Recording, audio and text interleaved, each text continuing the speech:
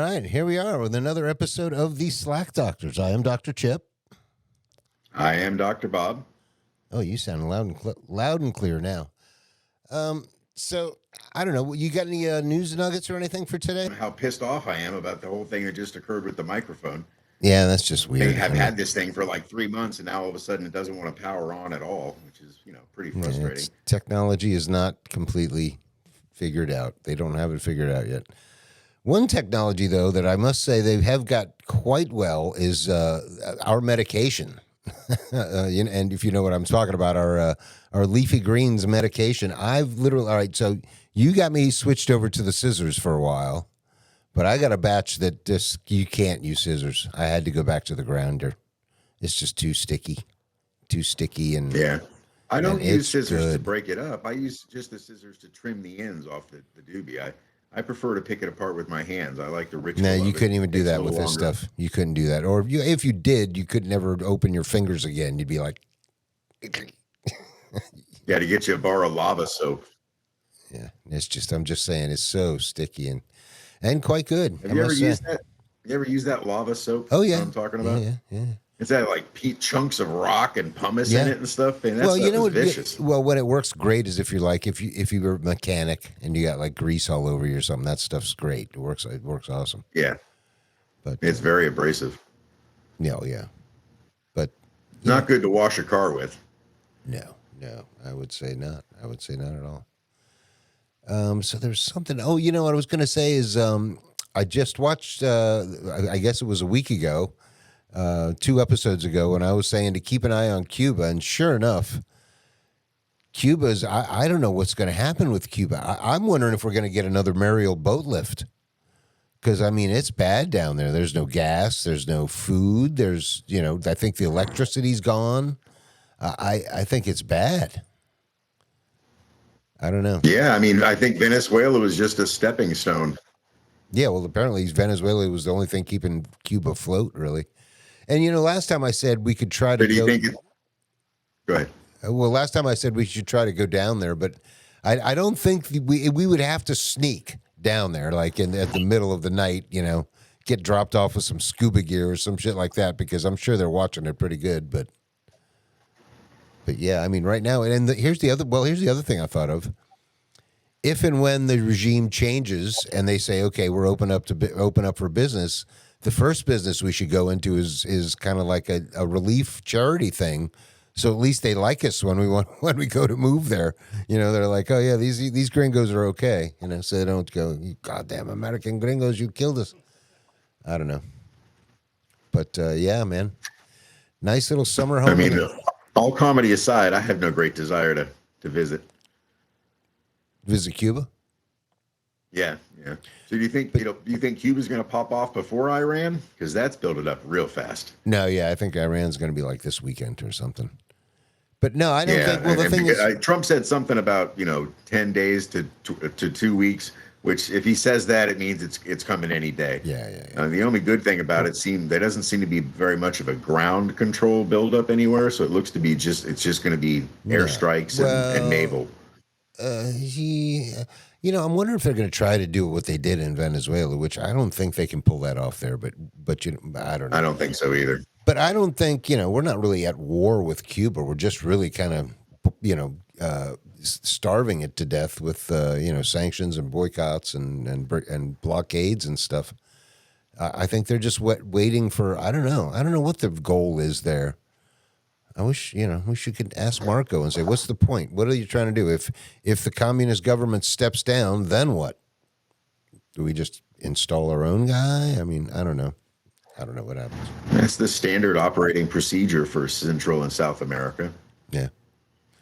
But anyway, man, like I say, if it did get American friendly, nice little summer home up in the mountains would be quite cool and refreshing.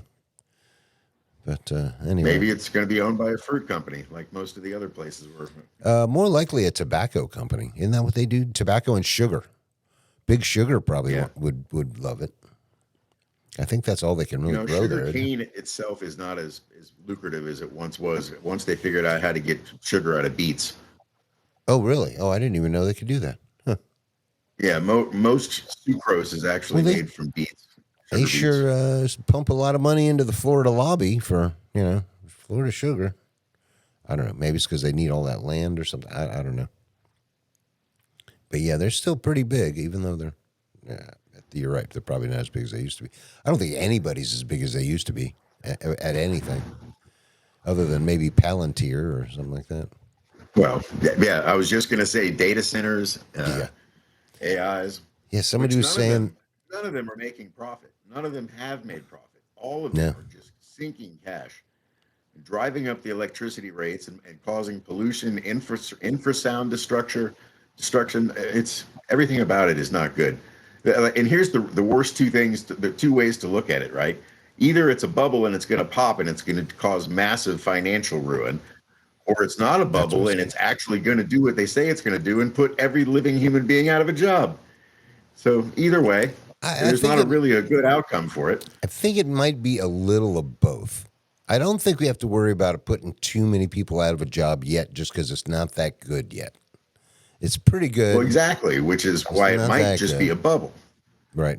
But maybe it is going to get that good, in which case it will. Well, remember in the 90s, they had a dot-com bubble, which burst and everybody lost a shit ton of money. But that doesn't mean the dot-com industry went away. It just kind of like, there's still lots of money to be made on the internet. I mean, what was the whole thing with .com? Why was that a Ponzi bubble thing anyway? Something about registering domain names, I think. Oh, okay. Yeah, maybe so. I don't know. The whole, the whole. Like before anybody else claimed it, you could just be Joe Schmo back then. I'm gonna register AT&T.com, BellSouth.com, whatever. Yeah, a lot of people did that. Right, want it, and they got to pay. Right. But there's so many ways that are just people make money nowadays. That's just like you don't really do anything, do you? You just kind of shuffle some papers around. You move, you work some programs. You do this and then you do that. And you really don't. They don't make anything. They don't really do anything. It all just kind of appears for them. And for the longest time, I guess in business school they quit teaching people to go into the private sector for profit. They started teaching people to start nonprofits. That was the way to make money, with a nonprofit.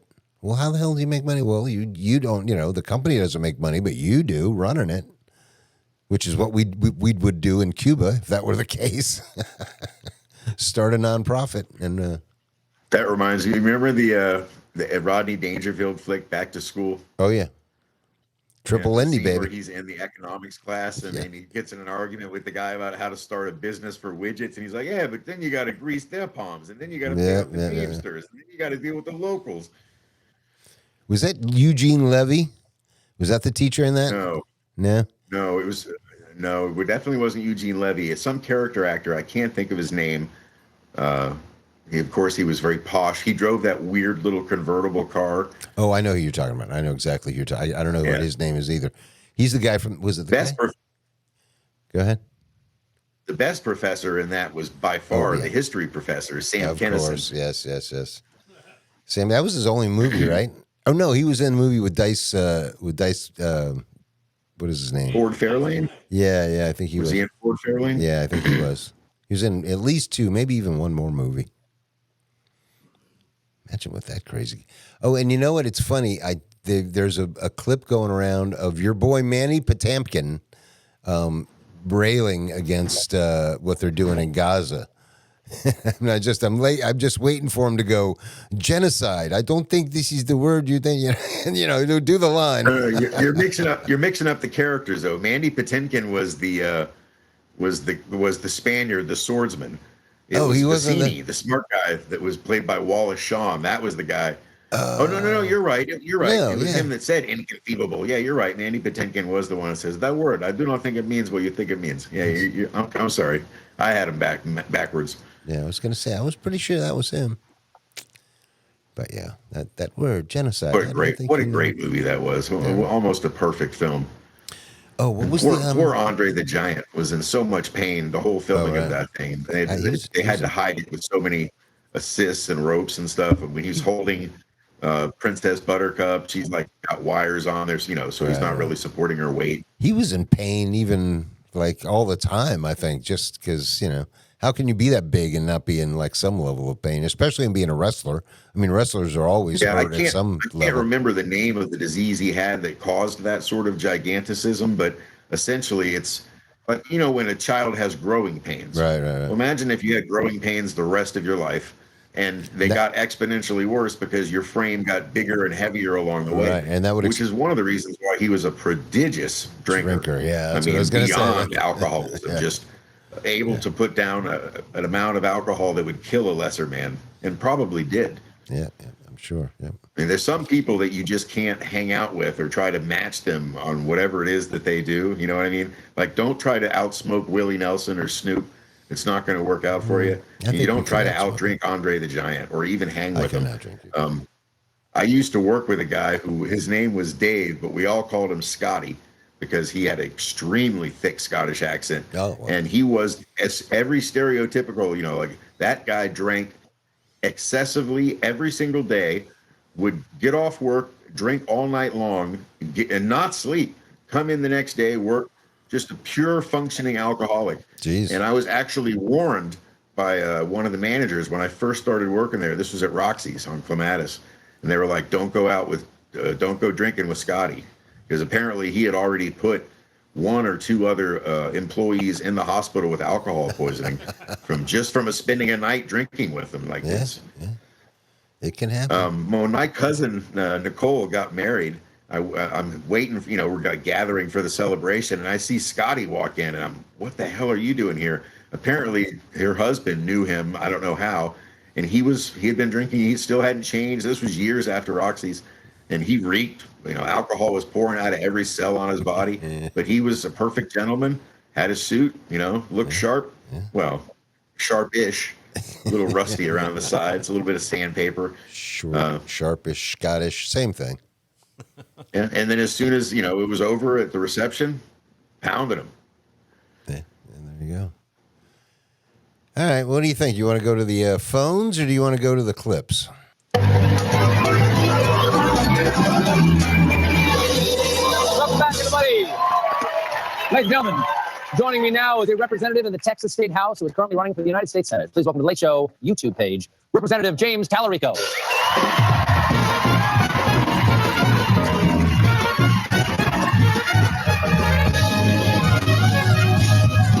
There you go. Thank you. Now, here's the thing. I don't usually say this to a guest, but if people are watching this right now, it's because they found us online on YouTube. I did an act of the show that's on tonight explaining why. The first time you've caused FCC opening probe into The View after appearance by Tallarico. Do you mean to cause trouble? I think that Donald Trump is worried that we're about to flip Texas. All right, so the reason I'm pausing is to say that the reason that Colbert just said that if you're watching this, you're seeing this online, is because this was never aired. And he was apparently, for him to have said that before the interview started, means that he was fully aware that it wasn't going to air. He was going to do the taping anyway. No, he explains right after this what happens. The lawyers tell him he can't do it. Right, I know, but I'm just commenting. And Stephen, this is the party that ran against cancel culture. And now they're trying to control what we watch, what we say, what we read. And this is the most dangerous kind of cancel culture, the kind that comes from the top. They went after The View because I went on there. They went after Jimmy Kimmel for telling a joke they didn't like. They went after you for telling the truth about Paramount's bribe to Donald Trump. Corporate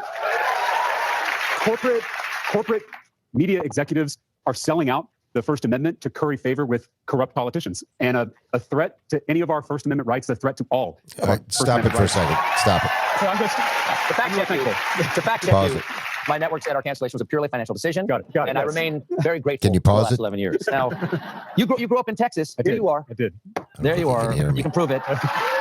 They give you the adult boots as a child, and you're That's supposed right. to grow into them. That's I right. understand. That's right. You served in the Texas House, and now you're running for Senate. The race, frankly, should not be as interesting as it is. Donald Trump won Texas by 14%.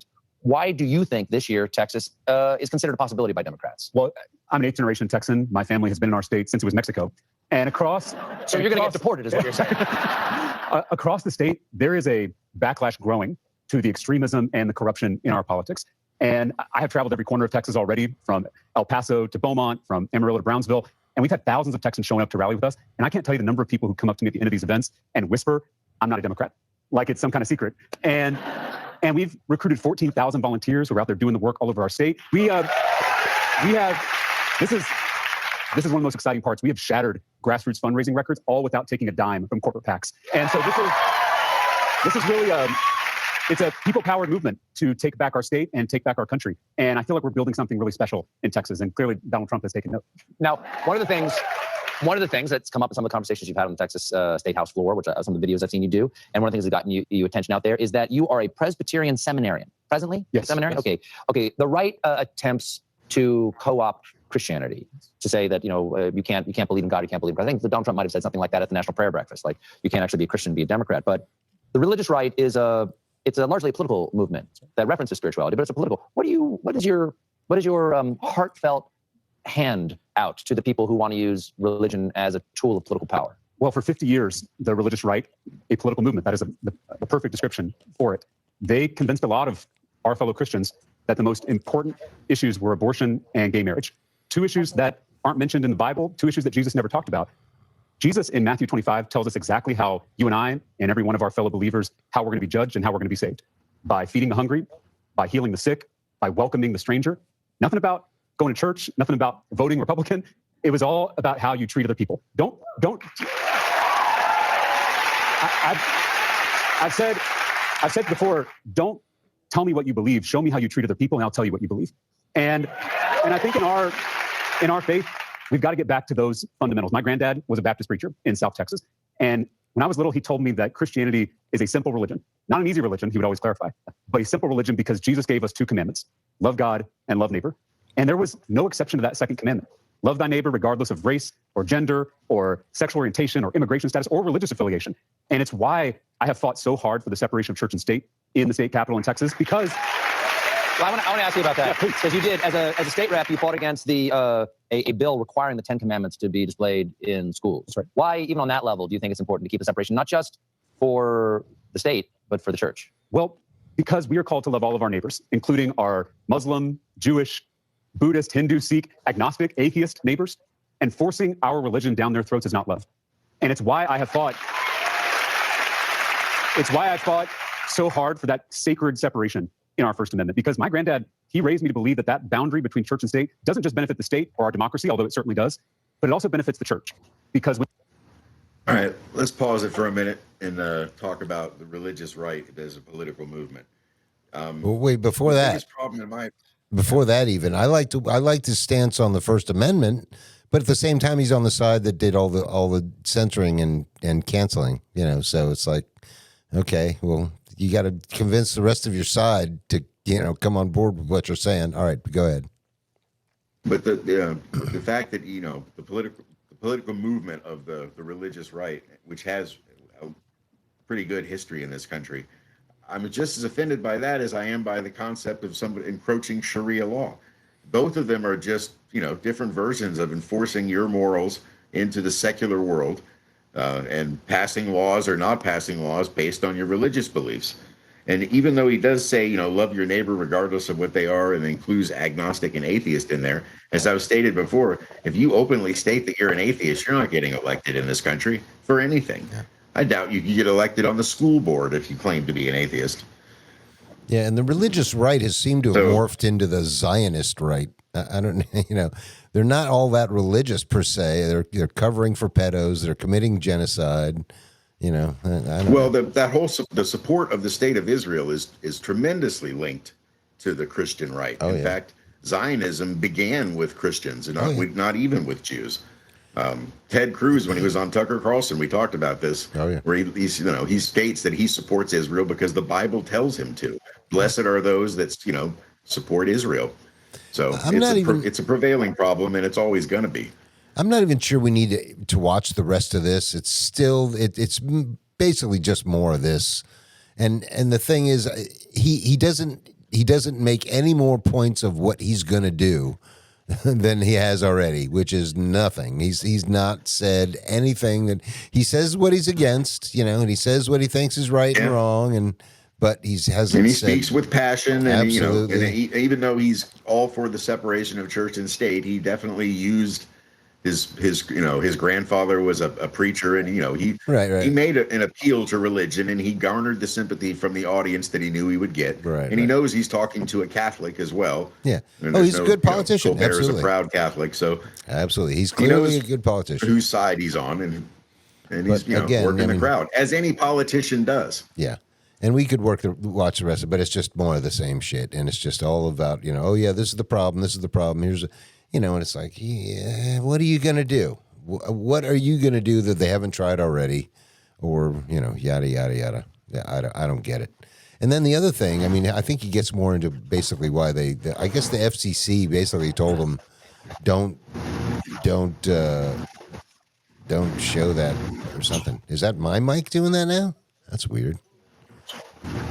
I hope it's not mine. The last thing I need is more technical difficulties at this stage in the program. It's just extra noise coming down the line, I think, from weird. Dr. Bob. We've always got like weird noise gremlins, no matter what, no matter where we There's are, no matter who we nothing. do. The AC's off. I don't hear anything I know, coming from I know. outside. There's nothing else on. All right, well, you I don't want know to what switch it is. up and do Unless it's the fan from the laptop. No, I don't think so. Do you want Nothing I to? can do about Are we that. doing audio or video next? Well, I don't know. Do you want to? Well, what's easier for you? Is it better if we just do all the video at once? Okay, yeah, let's do that then. Yeah, we'll be doing already. All right. So now, I believe on a couple of occasions you've used the term that we might be a bit misogynistic. Oh yeah, I remember this.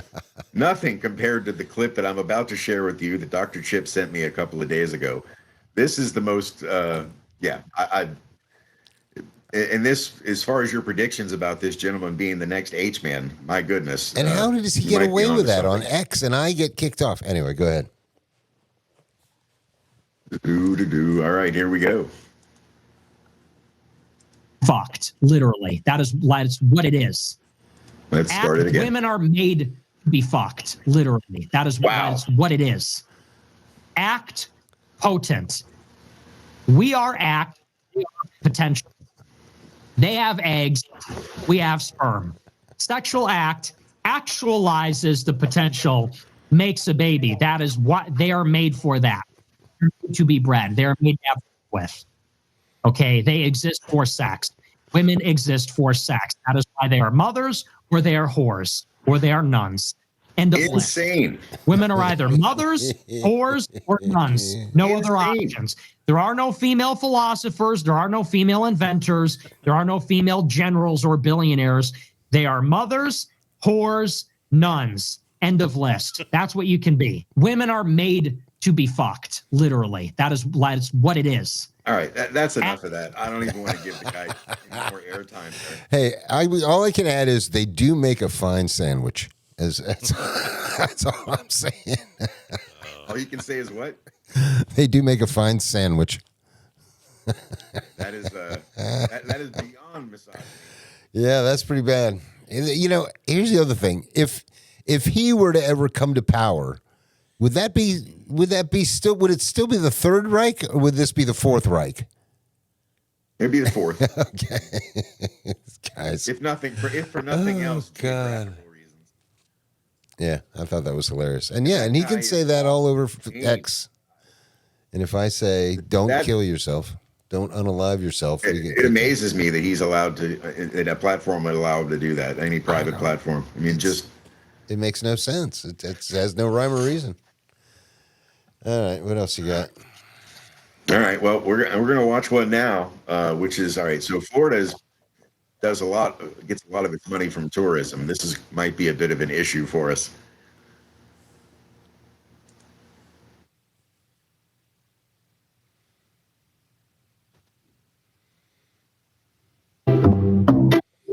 Everybody is welcome to come and see this incredible event. I know we'll have visitors probably from close to 100 countries.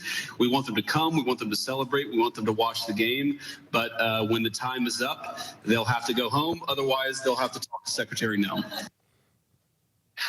Yeah. So basically, you get your flight, you get a hotel, you watch the game, and then you get the fuck out. Get out. The World Cup's going to be great, and everybody's going to come, but we don't like you, we might deport you. Because, a lot of people buy extremely expensive tickets to watch sporting events so that they can stay in the country. That's a thing that happens. Well, look, the joke is sort of on them, or at least on Florida, because there's going to be a couple of matches for the World Cup there. And ahead of it, the human rights organizations from all over the world, a bunch of them, and experts, activists are coming together to warn people, you might not want to visit Florida. They put out a press release. This is sent to The Travel. In it, civil rights groups, community, immigration, and human rights leaders said that there's been growing instances where international visitors, lawful residents, and even U.S. citizens were, quote, detained, questioned, held in immigration custody, or removed from the United States following their encounters with ICE. And that is 100% true. We've been reporting on it for a long time. This travel warning comes just as Florida Governor Ron DeSantis has this new law enactment that requires all state and local officials in Florida to fully cooperate with ICE. There will be nowhere that you can hide from ICE in Florida, so they are free. All right, going to pause there to add that this is not a situation that's unique to Florida as far as the cooperation of state and local authorities with ICE and the Department of Homeland Security. No. Just wanted to throw that out there. But we all, to harass you, maybe shoot you in the back of the head, detain you, deport a 5-year-old, all the stuff that they seem to get off on. And I want to give you a specific quote from this warning that was provided for international travelers. Tessa Petit is the executive director of the Florida Immigration Coalition and says, Florida is no longer a safe destination for international tourists. When federal and local agents can detain anyone at any time without cause and without identifying themselves, everyone is at risk. Pause again. You remember back when there was a rash of carjackings and stuff down in South Florida, and it was people in rental cars were getting yoked out, a lot of international tourists, and they changed one of the laws down there because of that. They used to have all rental cars used to have tags that started with the same letter. I can't remember what the letter was. Z or something like that. It made it real easy to spot them, Right. And because of that, they made that change. But then I realized, I noticed this not that long ago, really. I was behind a car one day, and I see where the little sticker on the back of the tag, normally where it has the year and the month of your expiration of your tag, instead it was just the letters PM. And I was thinking, PM, like AM, PM, like you can only drive this car after noon. Well, so I looked it up, and it stands for permanent marker, or permanent whatever the M stands for, and it's essentially for all rental cars. So you have to look a little closer, and it's in the upper right-hand corner, but you can still spot a rental. Anyway, we'll keep going. International visitors must ask themselves if a soccer match is worth the risk of being kidnapped and jailed until God knows when, in deplorable conditions, by a secret police who is using racial profiling, judging people for how they look or their accent, and getting away with literal murder in the streets of our country. If a soccer match is worth it, have you seen some of the riots at these hooligan football events in Europe? Oh, right. I would say that a great many of them consider it's well worth it. Where are they going to have a soccer match in Miami, I wonder? Orange Bowl? That seems like it would be. Joe Robbie? Well, yeah, I'm sure there's. Orange Bowl's gone now, right? The Orange Bowl. Hard Rock Stadium. Hard Rock, maybe, yeah. There you go. Is that what used to be Joe Robbie? And I agree with all of that. The only thing I'd add is. Sorry, go ahead. No, I think we're good on that. You don't have to show the rest of it. We got it. We got the gist of it. Okay. But yeah, I mean, it's funny. He makes it sound like Florida's as bad as Minneapolis, which I haven't seen. I haven't seen one ICE guy ever yet so far. And of course, I don't go to Home Depot, so I don't know. I don't know. Yeah. I haven't seen any here in Gainesville, but then again, I don't go hardly anywhere. Yeah, I mean, I haven't seen them at Publix and Walmart or any of the dispensaries. So yeah, I don't. But it's the rioting thing, especially if it's going to be in Miami. If you have a couple of Latin teams, it could get pretty dicey. If it's pretty spicy. Indeed. If it's Sweden against Latvia or something, it's going to be fine, obviously. But yeah, if it was like Brazil versus Uruguay, we could have some shit. Latin American country fan to slip into Miami unnoticed than it is for some 6.5-foot blonde guy. True. Actually, an advantage to be Hispanic in Miami if you're trying to sneak into get in there. Yeah, you can disappear in Miami easy. But speaking of things that I do see in Gainesville, one of these clips that you sent me is sheer insanity. Now, I will admit, Oh, yeah. I've never seen anything like this on I-75, which is the biggest interstate through here. But I've seen this on 441, and going a good 55 or 60. So let's bring this little video up and share. It's Houston shit. Oh, he going to jail. What the fuck? All right, so I'll give this guy credit for at least having a helmet on. I've at never least he's seen wearing a anybody helmet. in Gainesville wear a helmet while riding one of these things. What you doing? He gotta be white. That's man. He's Ain't gotta no be white. motherfucking way. This nigga is on the house. Nigga, you actually got a license, Passing white nigga? people. What? And Passing hold on, people. catch up to that nigga. He tripping on the dead homie. Look, oh man, It all's insane. what? It in even the has fuck blinkers. is this nigga doing? Yeah, Thing's all an ass. That nigga, Yeah. he got off. Insane. Now, he ain't get off yet. He's still right where he at. That nigga boom shit. Look. Oh hell no. That's funny. I sent it to you. I'd never listened to the audio. I just watched it. Yeah, that thing's all an that's, ass, man. Now, I've seen even more weird modes of transport here, but never anybody going that fast. I mean, thank God he had a helmet on. Not that it would have. Can you imagine the damage to your frame if you come off of that thing at that speed? Well, it's just like falling off a motorcycle. As long as you don't hit anything, you just slide. You're just going to get a lot of road rash. Or unless you start flipping over or tumbling real bad, then you could break some stuff. Right, but with no handlebars, like how do you any kind of bump? I would think you're just going to come flying off of the thing. Do you think your feet are like strapped in like skis, I don't know. That's a good question. or I like have the little no things idea. on bikes where you slip your feet into them? Maybe, so your like feet the don't come off the wakeboards or pedals? something where 'Cause- there's a little loop you stick your foot on. I don't know, dude. Yeah, but then again, at the same time, you don't want to be stuck to it. You want to be. I don't know, man. Everything about it seems fraught with peril. It does. It seems- designed to it's cause pretty serious sketchy. bodily harm. Yeah, that's pretty sketchy stuff. When I saw that, I was like, that guy's got a pair. I mean, I think the guy's brave doing the, Isle of Man stuff, but that's pretty close. That's right up there with, you got a pair, my friend. I don't know. I mean, he had to be going 60, 70 mile an hour, right? Oh, easily. Yeah, he was easily. passing the cars Yeah. that were going Yeah, on that was the funny. interstate. Yeah, I not guess you every can- car that he passed was exiting. I guess you could The hop ones that those were things exiting up were- or could have something, been maybe. A little slow, but he was in the middle lane. Sorry, go ahead. Yeah, he was passing cars pretty easily.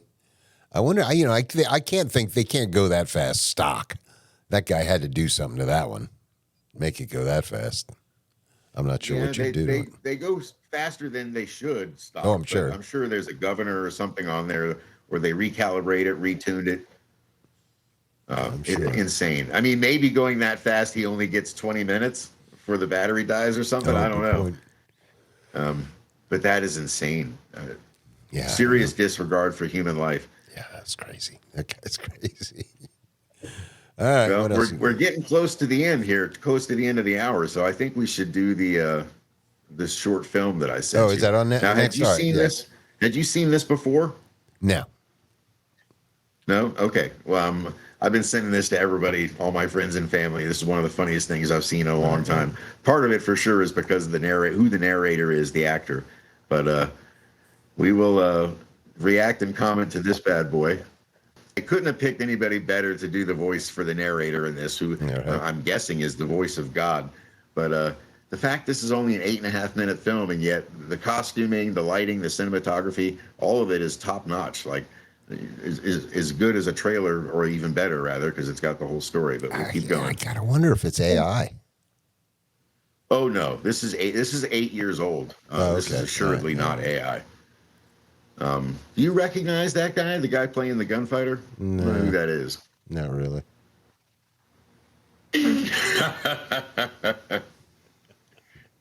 Just enough to satisfy him. It's all on the delivery. Speaking of lava soap, that probably would have been really good. She probably really enjoyed a bar of lava soap to get clean and take care of the itch at the same time. This thing is starting to look like the end of Reservoir Dogs. Yeah, right. So the way he says, I think this voice wants to see us dead. If you think about mythology and really old religions, a lot of the gods were like this, very capricious, evil pricks that like to instigate and stir shit. Zeus was always taking the shape of some animal and then having sex with some woman and creating all these hybrid babies, and all the gods were always encouraging their half-breed offspring to do all kinds of daring, dangerous things. But yeah, they used to get off on that sort of thing. But then, of course, God quit talking directly. All right, to people. enough. You're putting off the ballet of death.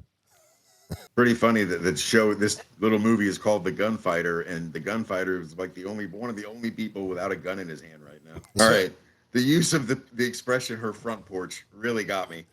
So when you're talking to the guy narrating, is that technically breaking the fourth wall? Well, I think in this instance, no, because in this instance, the guy narrating was a character in the scene. He just couldn't be seen. He was essentially a voice of a very prankster god. I mean, he was all-knowing. No. He didn't exercise the fact that he could be all-powerful. He didn't actually make anything happen, but he certainly persuaded. So he could have been, maybe he was the devil instead of God. He definitely seemed to orchestrate the ballet of death. Yeah, the ballet of death reminded me of the line in Unforgiven when that guy's trying to write about Little Bill, and he says, or first he was trying to write about English Bob, and he wrote that book, The Duke of Death, and Little Bill mispronounces it, the Duck of Death. Yeah, everything about that. I mean, it's only 8 minutes. The quality of that was so impressive to me, as opposed to most movies that are coming out now. Yeah, it had character development, it had special effects, it had humor, had a good story. Had Nick Offerman. Had Nick Offerman, yeah, and I'm, a couple of those people. The guy that played Bill, the guy that was sneaking into the barn. He reminds me. I know it's not him, but he reminds me a little bit of Jim Gaffigan. He kind of looks like him. Yeah, a little bit. But I don't really recognize any of the actors in it other than the voice of Nick Offerman. I don't know how I never saw this years ago. Oh, right. Well, I mean, where would you see it? But on YouTube. Yeah, I mean, were you watching that much YouTube 8 years ago? Probably. Yeah. Oh, all right. Well, yeah. I watch pretty much exclusively YouTube. I mean, every now and again, I'll go on Amazon Prime and watch I've been watching Landman, that show with Billy Bob Thornton. I really like that. I've liked almost everything he's ever been in. Yeah, it's supposedly pretty good.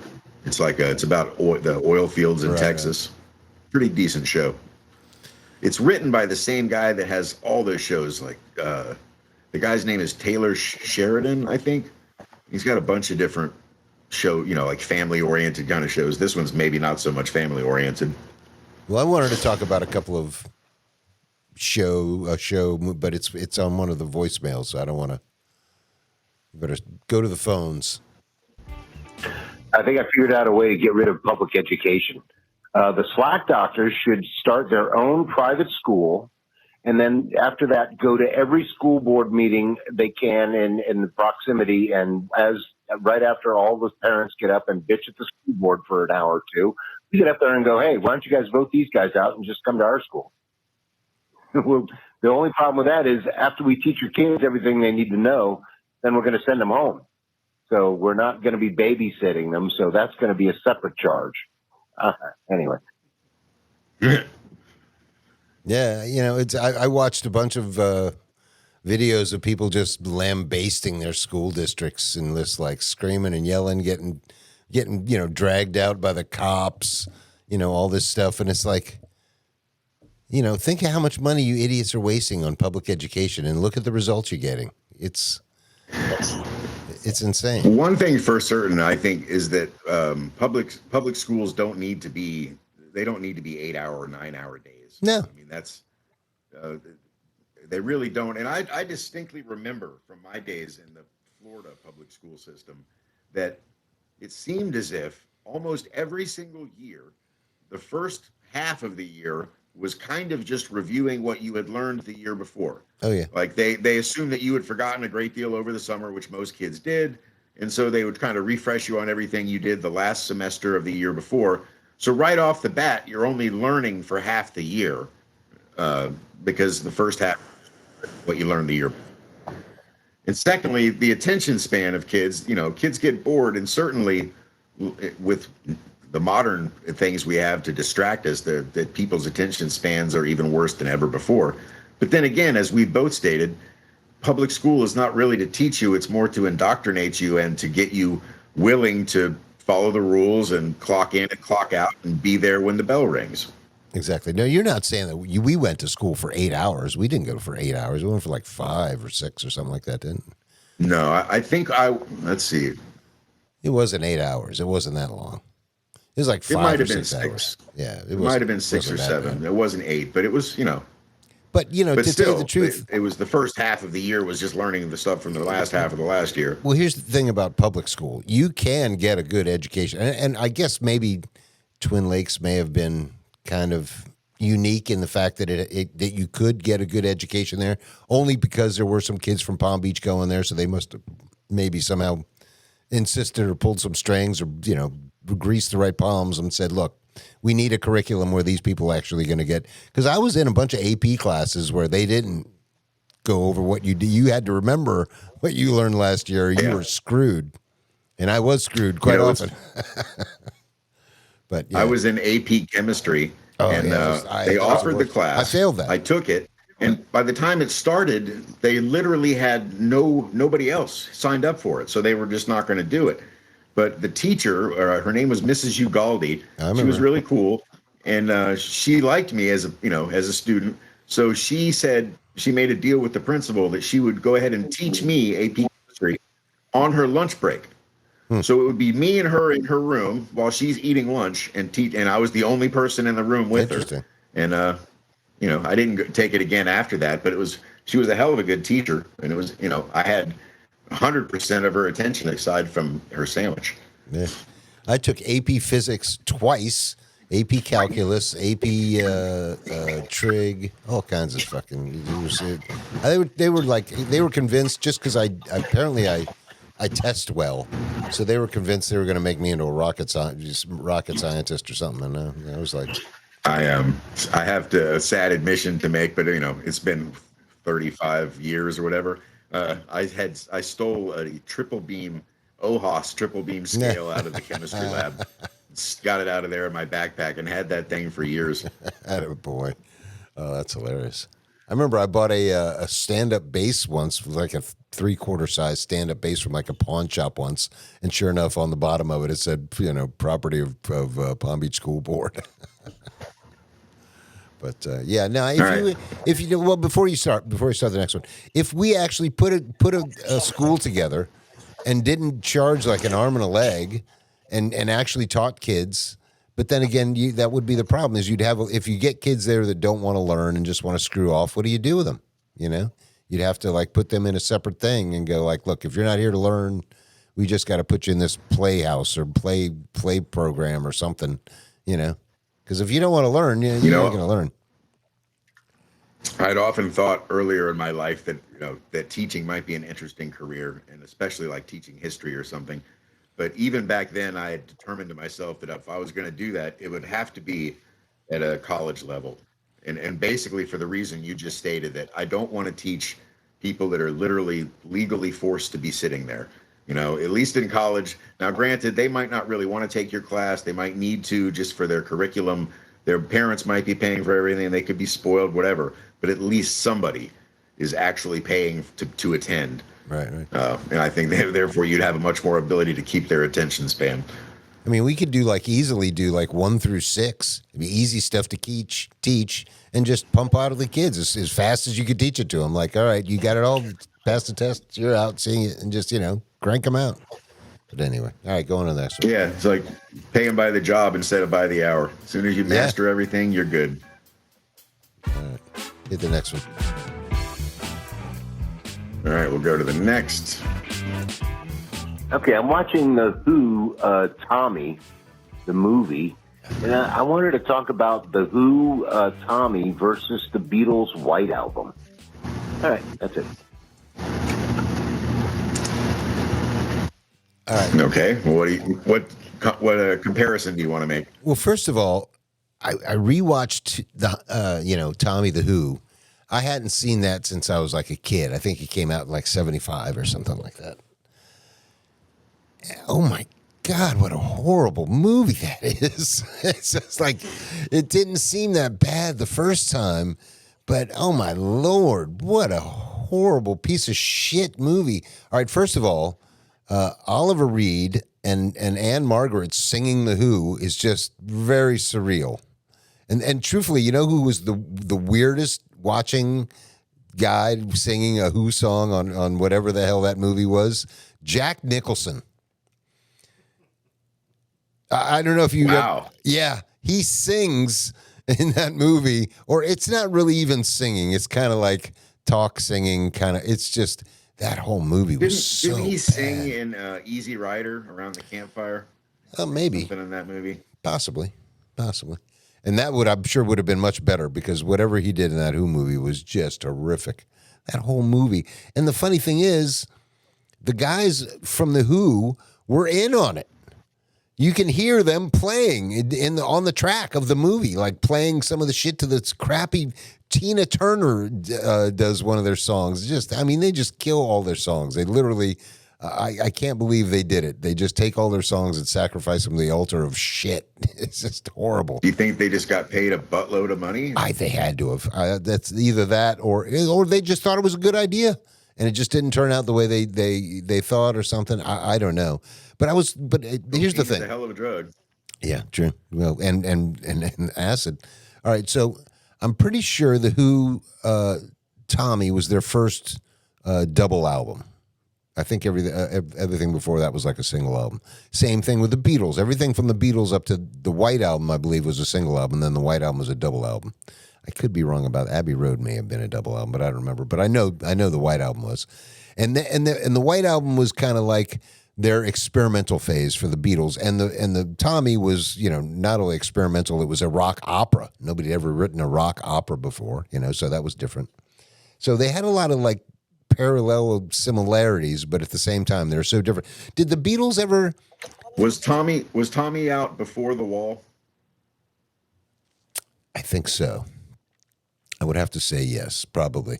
And I was just going to ask, did the Beatles ever do a whole movie? I mean, they did Beatlemania, but that's not really even that's more of a Yellow a video. Submarine?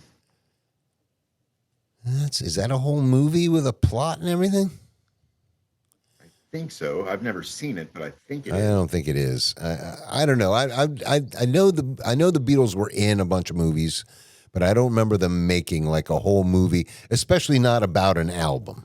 If they did make a movie, it was just especially not about the White Album, right? Right. Or any album for that matter. I mean, the Beatles just did, Laurel and Hardy type stupid shit when they were on screen just to act silly. Whereas this thing, this Tommy was like supposedly a whole story, which the whole story is I mean, I got to say, it could be done well. I mean, the story itself is pretty wild. Do you know the story of Tommy? Vaguely. Well, A deaf, dumb, and blind kid that can play pinball. I know that. Well, that's about the middle of the story. The beginning of the story is all right. So he's a kid. His dad goes off to war and never comes home. So his mother's a grieving widow, and then I guess somehow his mother hooks up with his brother, and starts hanging out with his brother. And then they've eventually become romantically linked, and then the dad shows back up. And they kill him. So that's why. Apparently, I did not know the story of Tommy. Yeah, see, there's a lot of story there. So that's why Tommy goes deaf, dumb, and blind, because they're telling him, if you ever see, don't ever say anything, but ever blah blah blah.